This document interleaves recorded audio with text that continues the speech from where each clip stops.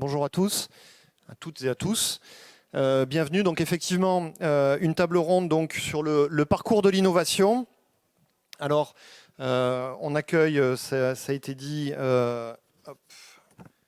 donc Pauline Cotina, donc, qui est doctorante à l'IRCAN, fondatrice de Veridis Lab, qui est juste à côté de moi. On les présente plus parce qu'ils sont là depuis ce matin, donc, mais ils sont sur scène depuis ce matin. Melpomeni Dimopoulou et Marc Antonini. Maïva Dufis, qui est présidente de Roca Therapeutics, co-inventrice et aussi fraîchement chargée de recherche au CNRS à l'IRCAN. Et Arnaud Foussa, qui est le CEO de Yukin Therapeutics. Alors, en guise d'introduction, donc on est sur le parcours de l'innovation et le sujet, c'est que l'innovation est quelque chose, on l'a dit depuis ce matin, vital. Elle change le monde, elle fait avancer l'humanité. Cependant, passer de l'invention initiale à l'innovation, c'est un parcours semé d'embûches. On a déjà évoqué un certain nombre de ces embûches ce matin. Là, on va essayer vraiment de brosser l'ensemble du parcours. La prise de risque est importante. Personne n'est sûr d'arriver au bout de ce parcours, quel que soit son degré d'expertise. Et on le voit des chefs d'entreprise, des créateurs d'entreprises qui ont bien réussi. Parfois, lorsqu'on parle de serial entrepreneurs, d'ailleurs pour certains, et d'autres, à l'inverse, ont bien réussi une fois et ont toutes les peines du monde à recommencer l'exploit de la création d'entreprise. Donc, on n'est pas sûr d'arriver au bout, ni le laboratoire, ni les équipes scientifiques, ni les porteurs de projets, et donc ni l'entreprise qui est porteuse de l'innovation. Mais il y a peut-être un point clé, c'est que tout commence par, il y a un point de départ, il y a une belle rencontre, il y a des histoires d'hommes et de femmes, des histoires de conviction, de confiance mutuelle.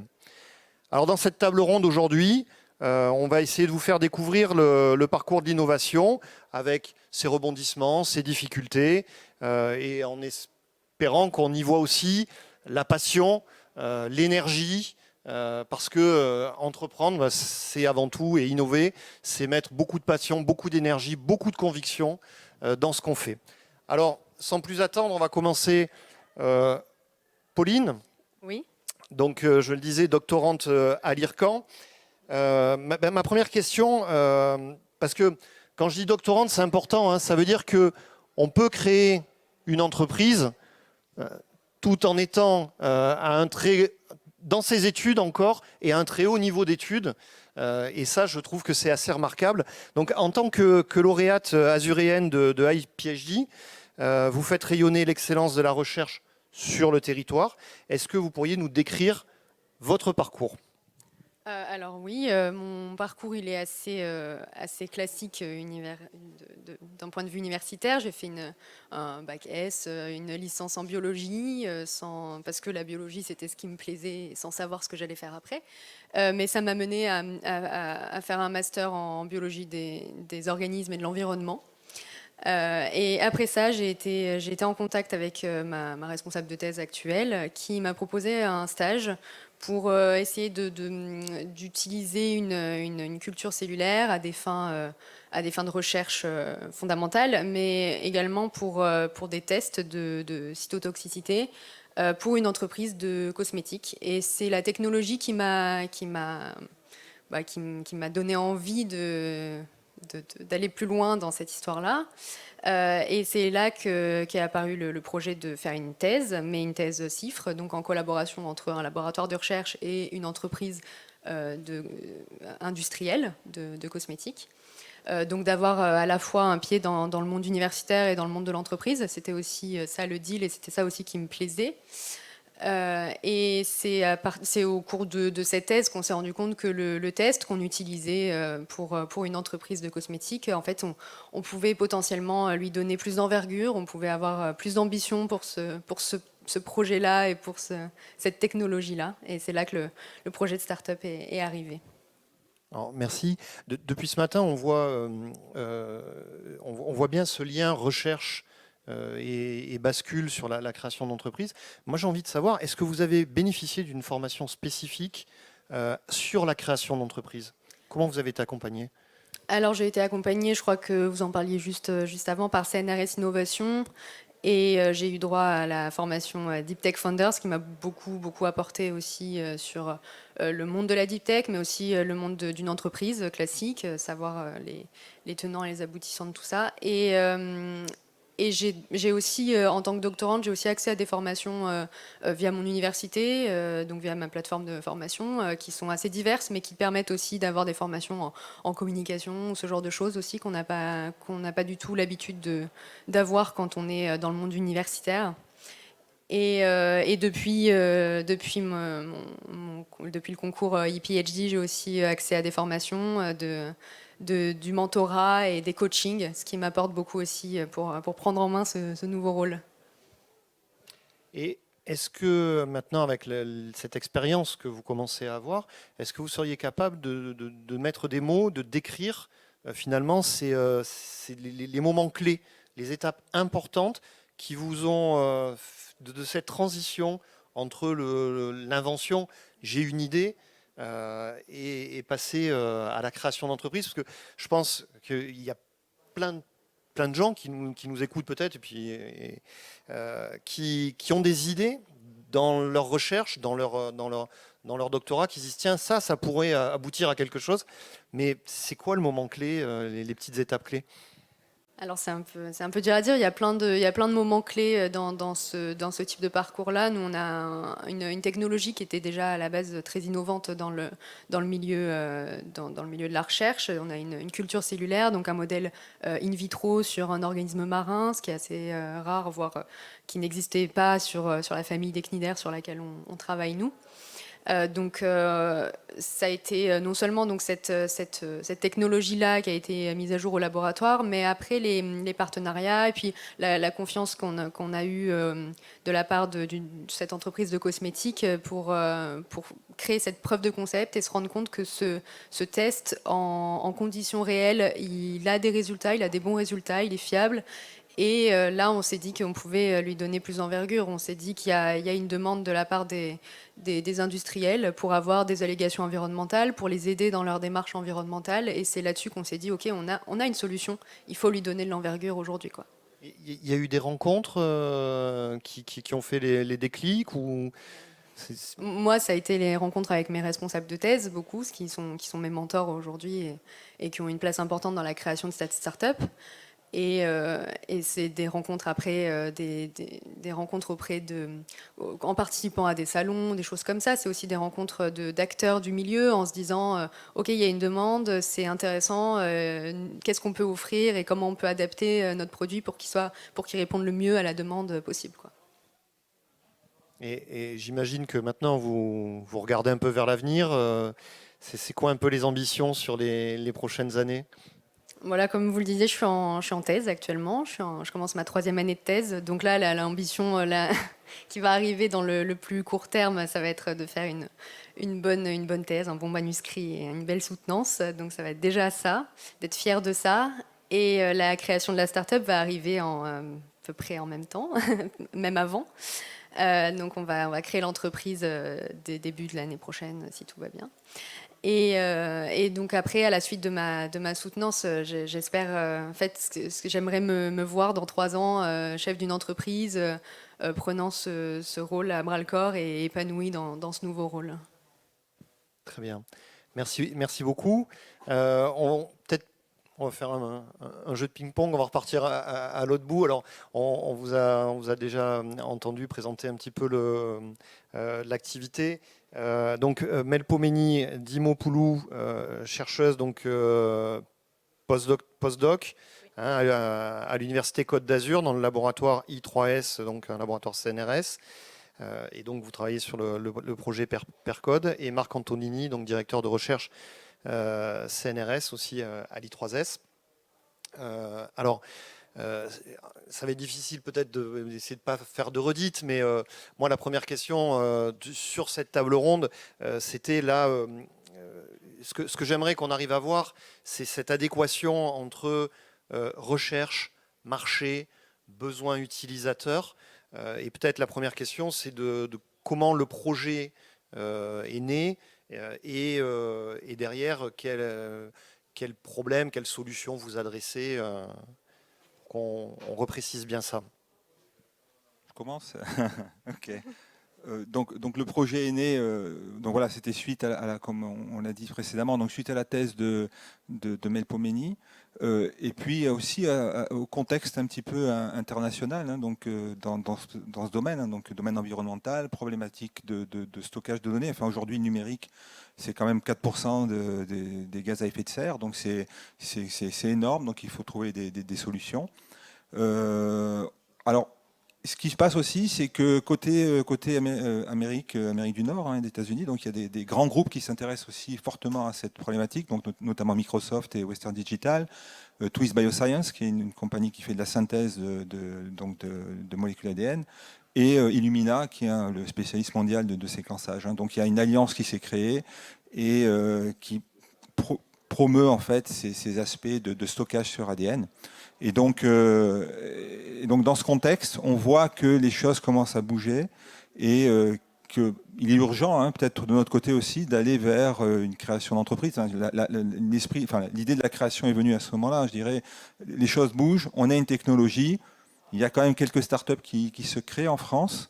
Donc pourquoi nous ne pas y aller aussi, puisqu'on a quelque chose qui tient la route. Donc c'était un peu, voilà, historiquement, voilà, comment ça s'est passé. Alors, peut-être juste encore une question pour Marc, parce que vous êtes un chercheur quand même connu, reconnu dans votre activité. Ce n'est pas la première fois que vous encadrez des thèses. Donc, c'est quand je pose la question justement sur comment le projet a débuté, chaque thèse n'aboutit pas à une start-up. C'est quoi? Non, alors absolument, vous avez raison. Avec Melpomene, donc on a développé pendant sa thèse une solution qui a été brevetée. Donc on a un brevet breveté aux États-Unis. Hein, donc effectivement, alors pourquoi on l'a breveté? Bon, on peut se poser la question. Effectivement, on l'a publié, on l'a breveté. On pensait qu'il y avait matière à valorisation. Peut-être pas forcément en création de start-up. On peut valoriser en faisant du transfert. Mais dans ce contexte-là, on est motivé, donc elle est motivée aussi pour créer une entreprise. Donc je pense que le mieux, c'est effectivement se positionner dans la création et pas dans simplement une vente de licence, hein, sur un brevet.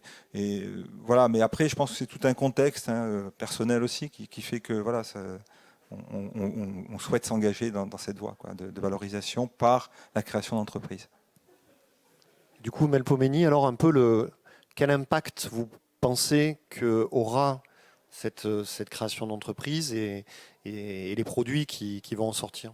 Ce qui était un peu dur, je veux dire, je sais pas comment, challenger, je sais pas, avec ces sujets, même en thèse, c'était le fait qu'il n'y avait pas de travaux déjà existants. C'est un sujet très récent qu'on espère que va révolutionner le monde du stockage. Et ça va permettre en fait de proposer une solution pour archiver des données froides, qu'on appelle des données froides. Alors, des données qui ne sont pas très fréquemment consultées, mais qui sont très importantes à archiver à long terme. Alors, ça veut dire c'est un type de données, par exemple, des types de données qu'on peut, par exemple, donner comme exemple, c'est des données liées au patrimoine culturel. C'est des données qu'on veut garder, on veut stocker, on ne va pas consulter, on ne va pas changer, mais des données qu'il faut archiver à long terme. Alors, ce type de données, normalement, c'est important à noter qu'il y a 80% de données mondiales qui sont des données froides. Alors, pour l'instant, ce qu'on fait, on va créer plusieurs centres de données. Il y a une augmentation à la création de centres de données. Et on va stocker ces données et les supports en fait, existants ont une durée de vie très limitée, qui va jusqu'à 5 ans, 20 ans maximum, mais pour être sûr qu'on va préserver les données, qu'on va arriver à décoder les données après, il faut faire les données migrer dans de nouveaux supports tous les 5 ans. Alors ça consomme beaucoup d'énergie. Mais avec l'ADN a une durabilité de centaines d'années. et peut promettre, on peut avoir la durabilité en fait de la molécule. Ça dure jusqu'à, je sais pas, milliards, des millions oui, d'années. des millions d'années. Alors, c'est une Si elle est bien solution préservée. oui, c'est la solution avec laquelle on peut archiver les données sans avoir besoin de leur faire migrer dans de nouvelles supports. Alors, c'est une solution qui va coûter moins cher en énergie et aussi à long terme moins cher aussi en argent. Alors, je vais encore un petit peu plus loin sur cette question parce que j'avais eu l'occasion de vous entendre pitcher. Vous avez été lauréate aussi du prix IPHD qu'organise la région chaque année.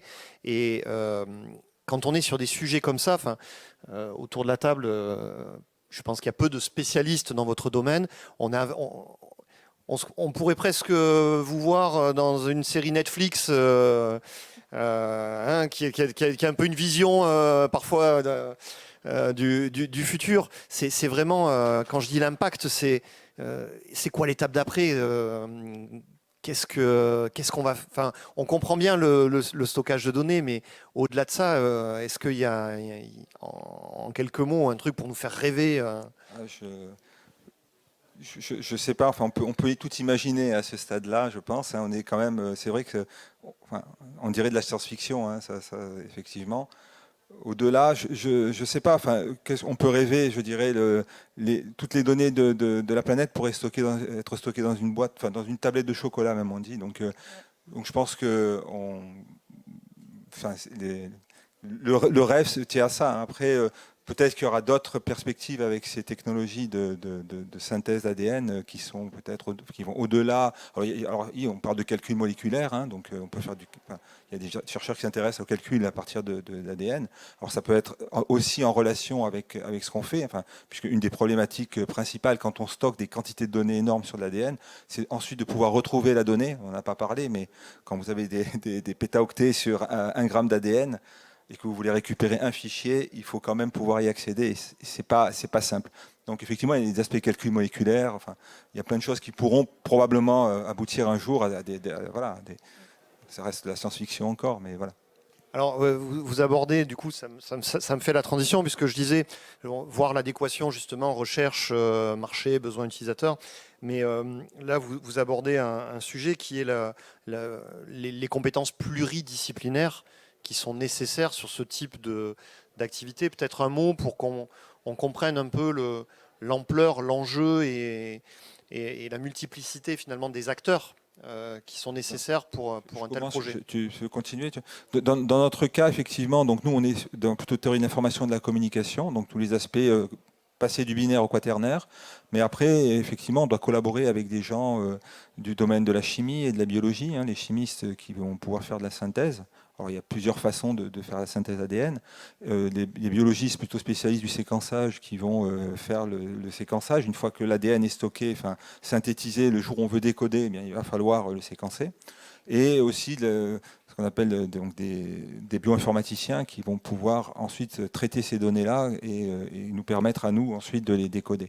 Donc il y a tout cet écosystème et qu'il faut arriver à fédérer. Hein, effectivement, on ne parle pas la même langue et ce n'est pas forcément toujours évident.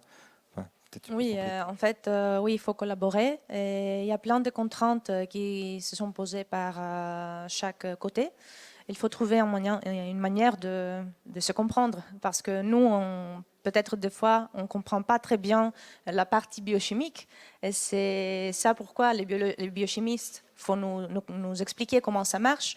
Et ils nous donnent, des fois, on nous donne de contraintes à respecter pendant nos travaux. Et nous aussi, de notre point de vue, il faut leur présenter comment ça va marcher et aussi quelles sont les contraintes de notre point de vue. Afin de pouvoir arriver à quelque chose de bout en bout qui va intégrer toutes les deux parties, la partie biochimique et la partie aussi informatique. D'accord, merci. Bon, on y reviendra probablement au travers d'autres questions. Je me tourne vers Maëva, donc présidente de Roca Therapeutics. Je disais fraîchement nommée chargée donc, de recherche CNRS. Donc bravo, félicitations. Et là, cette fois-ci, c'est pas l'étudiant créateur d'entreprise, mais on a quelqu'un qui arrive à faire les deux choses à la fois, créer l'entreprise et en même temps se construire une belle carrière dans un organisme prestigieux. Et donc accompagné avec Laure Carichon, donc, qui est chargée de transfert de technologie à la SAT Sud-Est, une petite boîte que je connais un peu. Alors, je ne sais pas comment vous êtes organisé, qui veut répondre à quoi, mais savoir déjà dans un premier temps peut-être, Maëva, quelle est la genèse de ce projet, comment vous en êtes venu à vous engager dans le portage de ce projet de start-up. Alors, donc Roca est tout jeune. Roca Therapeutics, ça a été créé en avril 2021. Et en fait, donc moi, j'étais post-doctorante à l'IRCAN, dans l'équipe du docteur Gilles Pagès, et on étudiait les mécanismes de résistance au traitement dans le cancer.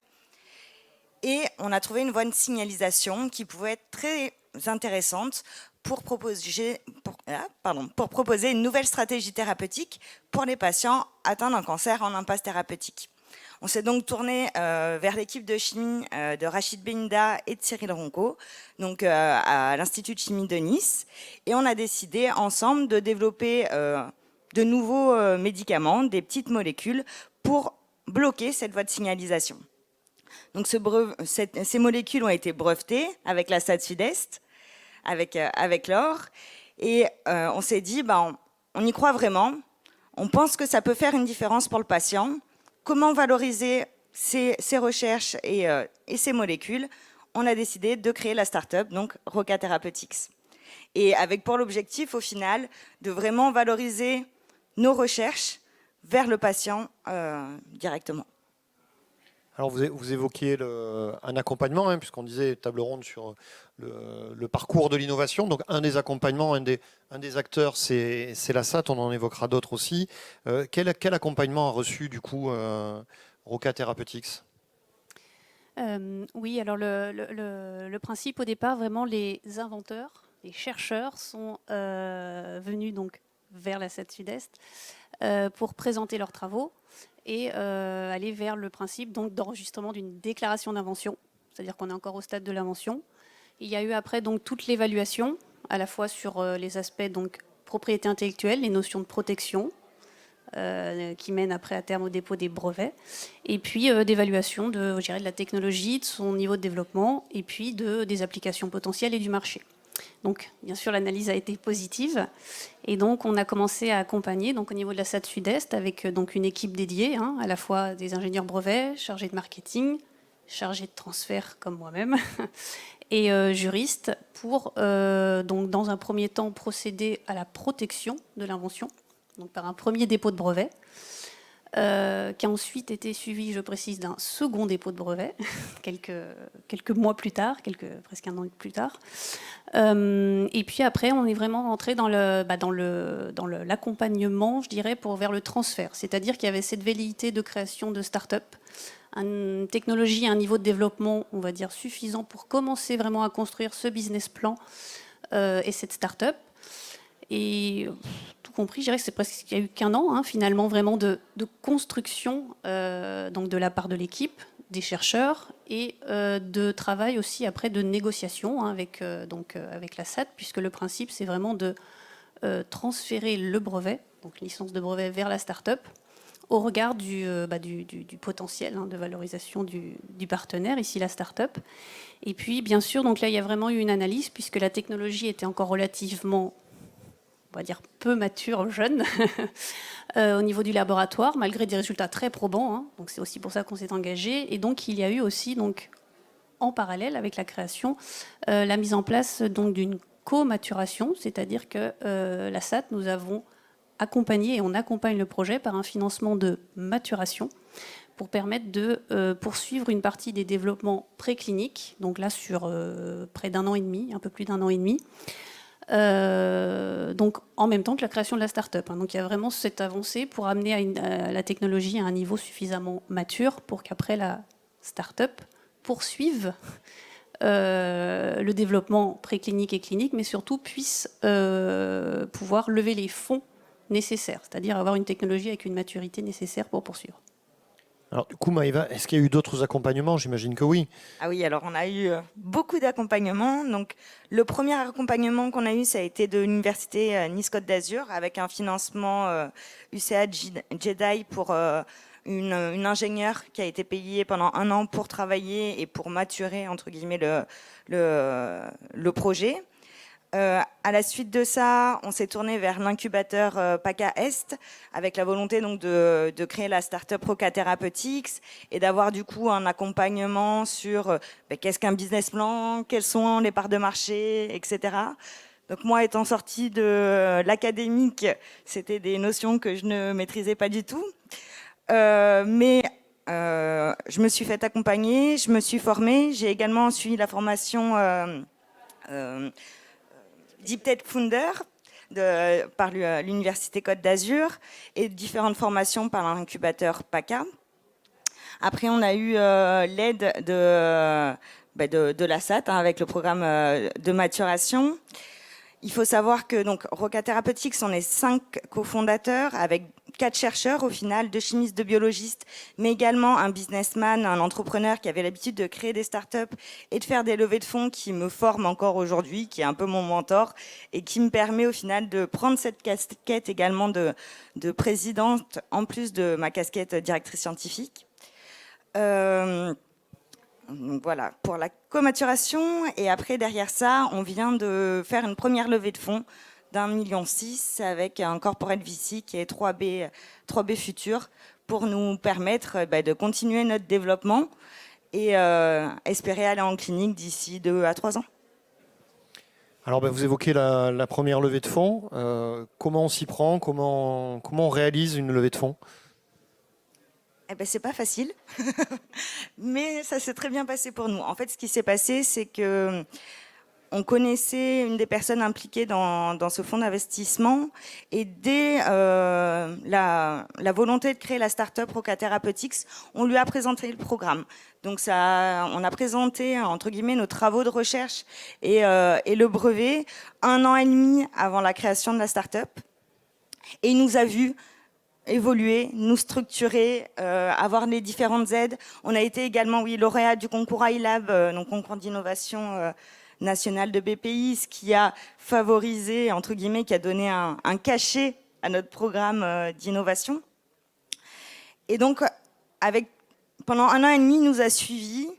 Il a vu que l'équipe était très soudée, que notre innovation était bonne, qu'on avançait bien. Et donc, du coup, ils se sont positionnés assez rapidement. Merci. On va y revenir aussi sur des questions. Arnaud Foussa, donc CEO de Yukin Therapeutics. Donc sur un projet non initial, Nick Inhibitors. Est-ce que vous pouvez nous raconter comment a débuté le projet? Oui, bien sûr. Donc le projet, c'est un peu la même histoire que vient de raconter Maëva. Ces 2 chercheurs niçois, Thierry Passeron au C3M et Rachid Benida, qui ont collaboré ensemble pour développer donc de nouveaux inhibiteurs de cette kinase NIC qui est impliquée dans l'agressivité de certains cancers, d'un grand nombre de cancers. Donc ils ont souhaité se faire accompagner à la fois financé par le Cancéropôle PACA et puis par la SAT Sud-Est. À ce moment-là, je pense qu'ils n'avaient pas encore l'idée de faire une start-up. Je pense que le projet pourrait être intéressant. Ils se sont fait accompagner pour voir de quelle manière valoriser en fin de compte le projet. Il y a eu 3 familles de brevets qui ont été écrites, qui ont été soumises.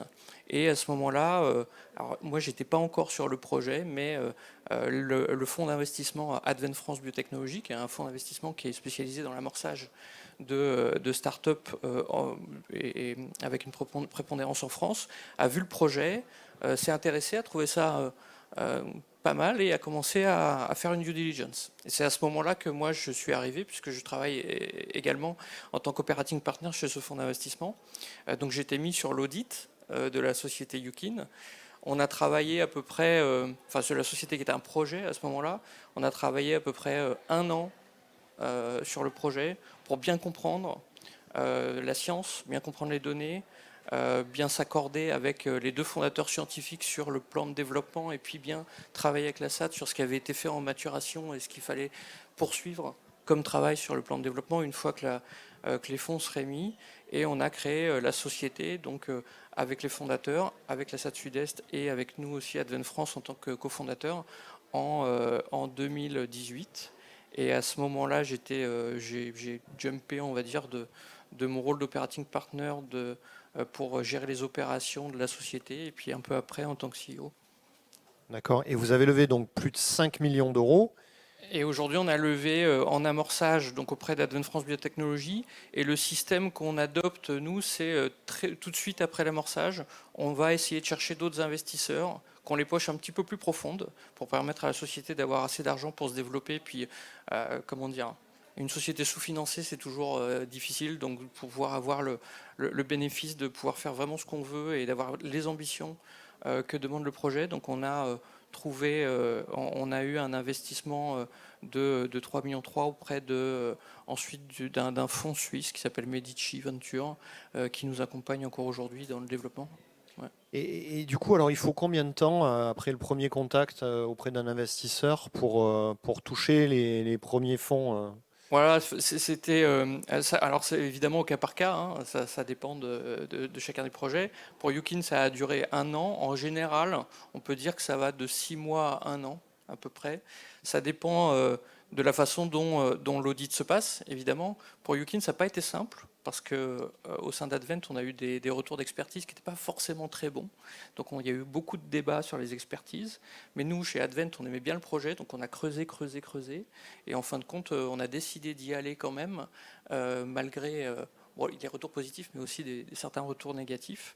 Donc voilà, nous, on a aussi chez nous pas mal d'étapes à passer après l'audit, notamment des conseils scientifiques, d'évaluation qui nous permettent de un petit peu mieux juger aussi la concordance du projet avec le besoin médical, avec la faisabilité, la développabilité des produits.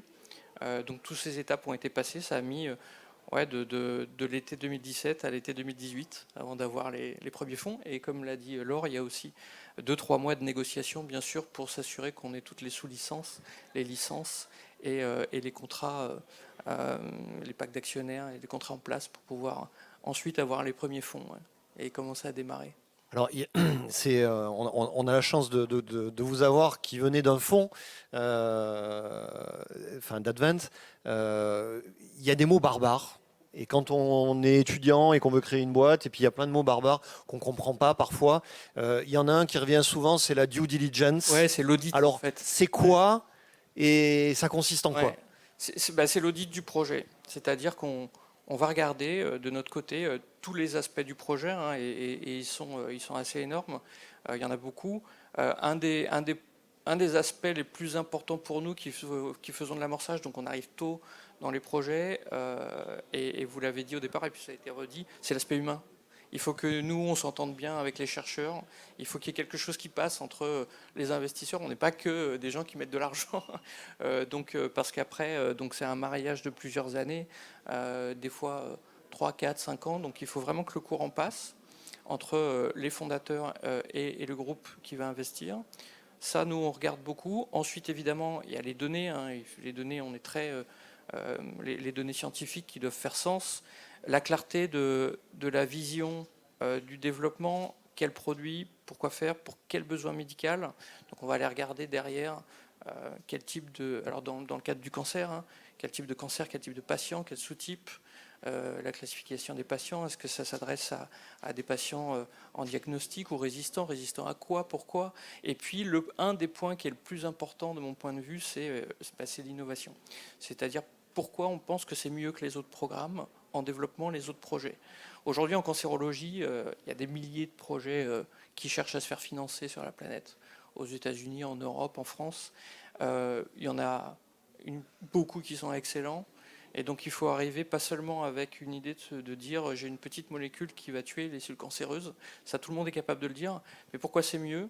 Il y a une storytelling à faire quelque part pour montrer que ce que vous avez, c'est un mode d'action qui est nouveau, qui est différenciant, que personne d'autre aujourd'hui n'a poursuivi, ou alors c'est une amélioration de quelque chose qui marche, mais avec une idée que ça va marcher encore mieux. Il y a ce storytelling qui est important, et ça, peut-être souvent, quand on voit des des sociétés qui viennent du secteur académique ou alors des projets qui ne sont pas encore des sociétés, c'est des choses qui manquent un petit peu malgré tout. C'est-à-dire l'aspect communicant aussi. L'aspect communicant, savoir essayer d'être clair sur l'aspect différenciant par rapport à ce qui existe aujourd'hui et l'aspect innovant. Pourquoi on pense que ça va marcher, que ça vaut le coup de mettre de l'argent dessus. Ouais. Bien, alors on va peut-être ouvrir les questions aussi au public, s'il en reste. N'hésitez pas, c'est toujours la première la plus difficile sur ce parcours.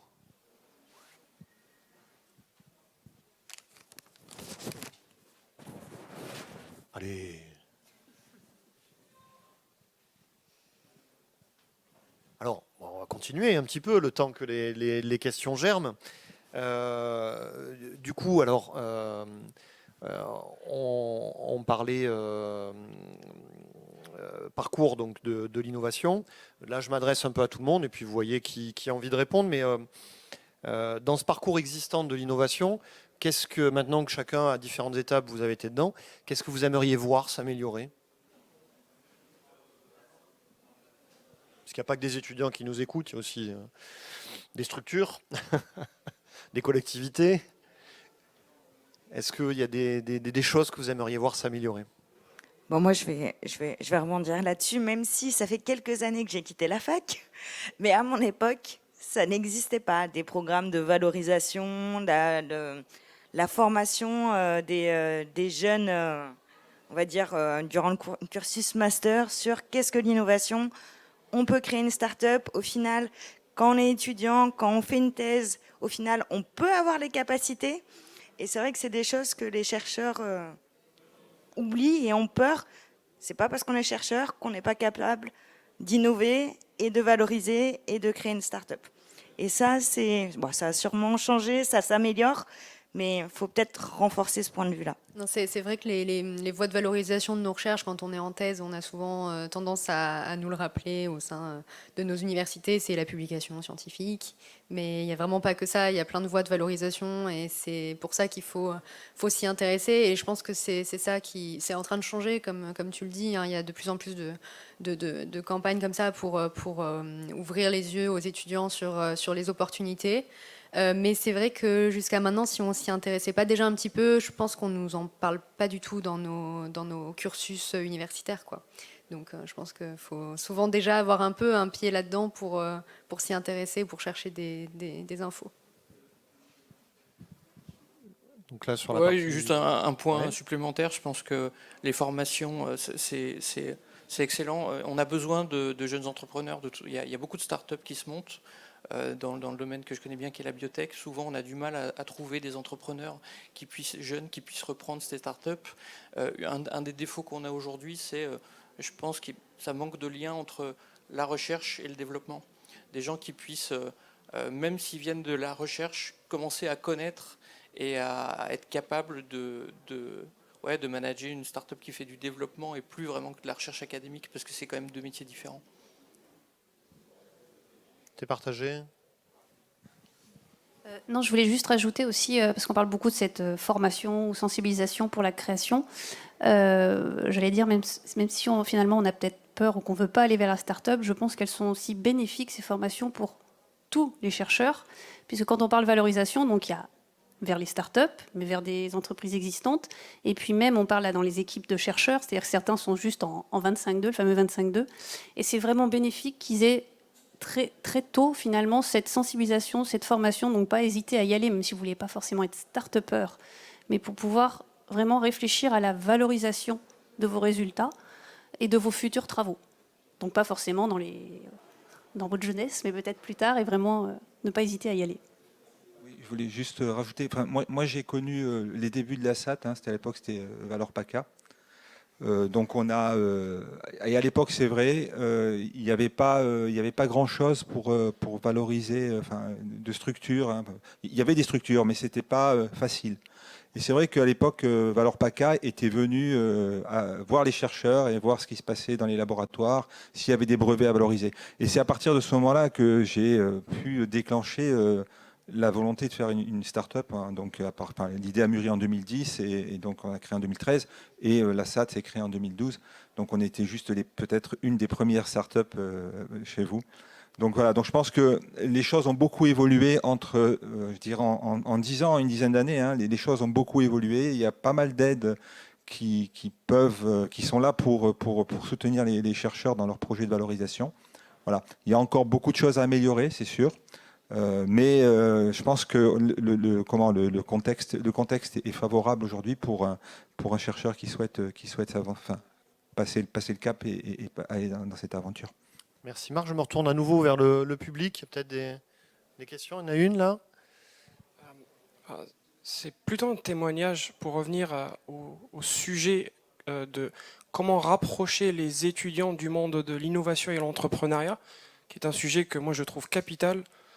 En fait, il faut les rendre obligatoires, les formations. C'est parce que les étudiants, ils ignorent que ces choses-là existent, et puis ils n'en ont pas vraiment envie, ils ont d'autres intérêts, d'autres occupations. Ça se fait très bien dans les... Bon, dans ce pays, il y a une distinction entre les grandes écoles et l'université. Je ne veux pas rentrer dans ce débat, hein, mais ça se fait très bien dans les écoles d'ingénieurs, mais pas assez dans les universités. Enfin, moi, j'ai fait une école d'ingénieur, j'ai pas eu le choix. On m'a dit, bah voilà, c'est un cours obligatoire. Et encore, j'ai eu la chance de faire un double master EIT. Monsieur en a parlé ce matin. L'EIT, c'est un organisme européen doté de moyens très importants et qui labellise des masters. Je pense qu'il labellise un master à l'UCA dans le domaine du digital, non? Voilà. Et bah, ils le font super bien. Au niveau européen, mais franchement, ils ont changé ma vie. Et voilà. Ouais, mais merci de ce témoignage. J'espère que vous avez été rassuré ce matin par les propos du président Yannick Brice-Walter, le président de l'UCA, qui a vraiment montré l'implication aujourd'hui désormais de l'université sur ce volet innovation et transfert, en disant qu'il n'y a plus une recherche qui se fait sans une volonté derrière d'innover et de transférer. Est-ce qu'il y a d'autres questions ? Encore peut-être un peu de temps pour en prendre. Oui, bonjour. Moi, c'est Michaela Scott, donc jeune docteur en écologie et porteuse du projet Startup Deep Tech à Grenoble. Je voulais juste faire un petit retour d'expérience, dire que voilà, c'est vrai que de plus en plus, il y a cette mobilisation de la part des chercheurs, en fait, de se lancer dans l'aventure startup, de créer ces binômes jeunes chercheurs et chercheurs confirmés. Par contre, il y a encore une limite très forte au fait que les chercheurs ils se lancent dans cette aventure. C'est le système en fait, avec lequel ils sont évalués. Encore aujourd'hui, ils sont évalués vraiment sur le nombre de publications qu'ils font. Et je pense qu'il manque un stimulus à ce niveau-là. S'ils étaient évalués aussi sur l'innovation qu'ils apportent, ben, je pense que ça serait un moteur majeur de leur investissement. Voilà. Alors, merci aussi pour ce témoignage qui est largement partagé, je crois, et là aussi, le changement est en cours. Je crois que la prise de conscience a été faite et que de plus en plus, dans les carrières des chercheurs, l'innovation va prendre une part importante. D'où, je pense, l'importance de ce type d'événement comme aujourd'hui pour qu'on puisse échanger et partager. Je ne sais pas s'il y a encore peut-être la place pour une dernière question. Je me tourne vers la BPI qui me dit oui.